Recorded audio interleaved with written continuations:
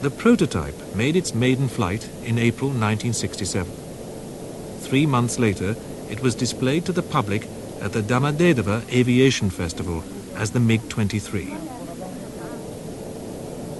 The aircraft performed new maneuvers made possible by the variable geometry wing able to change its sweepback angle from 16 to 72 degrees. Another version of the fighter, the MiG-23 PD, was also displayed.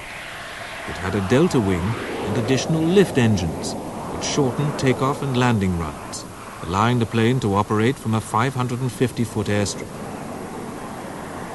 This plane remained experimental, while the variable geometry fighter was put into production, entering service in 1969. The MiG-23 became the first light MiG to carry heavyweight medium-range missiles, but like its predecessors, it still could operate from low-class airfields.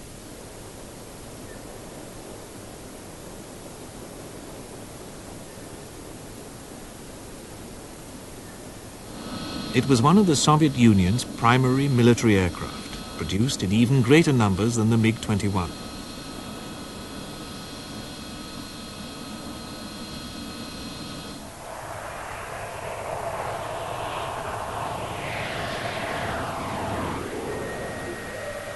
Its most widespread fighter version is the MiG-23 ML. This 33,000-pound radar-equipped aircraft can reach 1,500 miles per hour.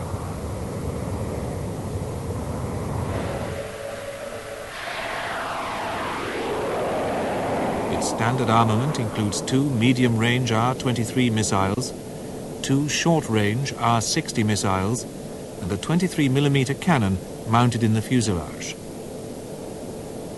Advanced cabin instrumentation facilitates weapon targeting.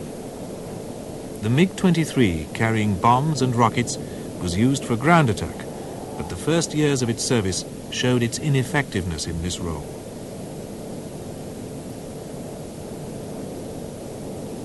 In 1972, to meet the need for a better ground attack plane, the Bureau created the MiG-27, a radically new aircraft based on the MiG-23.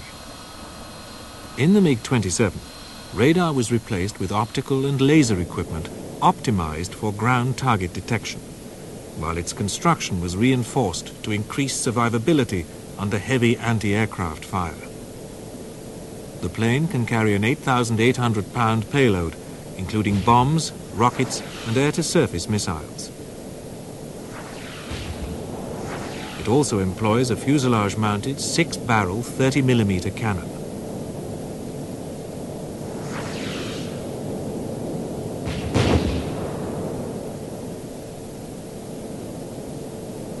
The MiG-25 and the MiG-23 were Artyom Mikoyan's last aircraft.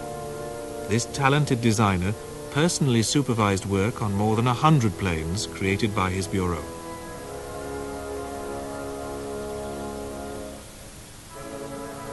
Mikoyan was seriously ill during the last years of his life. In 1970, he died of a heart attack during a surgical operation. After Mikoyan died, his apprentice, Rostislav Belyakov, headed the bureau.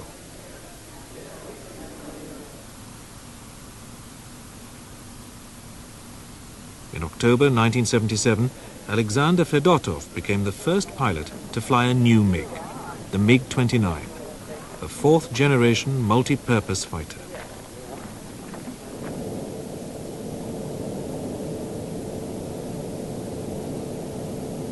This was the last craft Fedotov would finish for the Bureau. In 1984, the legendary ace died while testing the MiG-31 interceptor.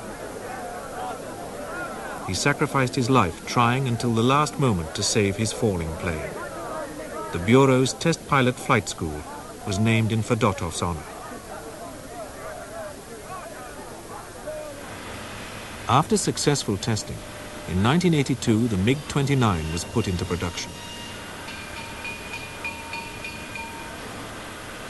This fighter has blended configuration with well-developed leading-edge route extensions. composite materials are widely used in its construction.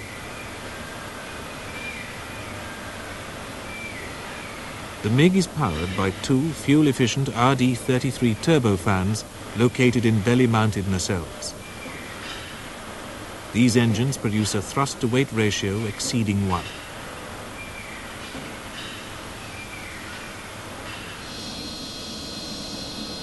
During the 1980s, the MiG-29 became the primary fighter of the Soviet Air Force.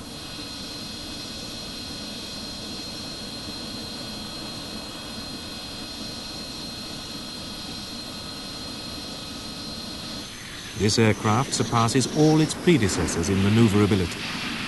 It has a tight turning radius, a 26 degrees per second turning rate, and is capable of flying at low speeds with a large angle of attack.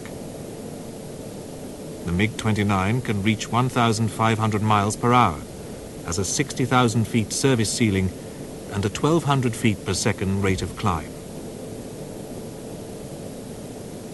This craft has fuselage-mounted 30mm cannon and, in its primary fighter version, can carry 6 air-to-air missiles.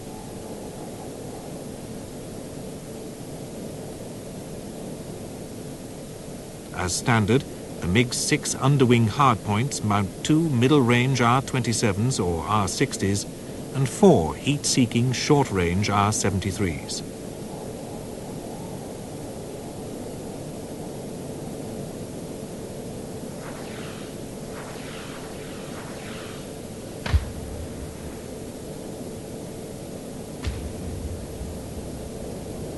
Armed with rockets and bombs, the MiG-29 can also be used for ground attack.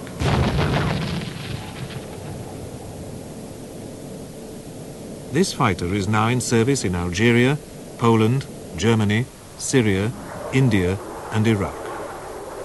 After the German reunification, Luftwaffe also received several dozen MiGs, formerly in the possession of the East German Air Force. German pilots now fly aircraft they were previously supposed to fight against.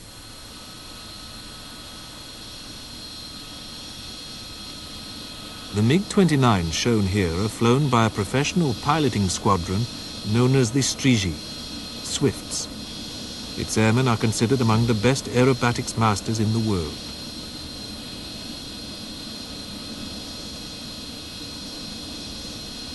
The MiG-29 became a basis for the two-seat MiG-29 UB trainer and the carrier-based MiG-29K fighter, which employs additional canard surfaces facilitating flight control.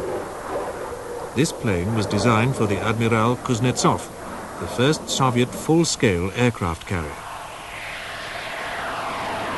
The 29K, the Bureau's first carrier-based fighter, was tested extensively for 5 years on a ramp-equipped ground airfield where Mikoyan's pilots mastered new techniques of takeoff and landing.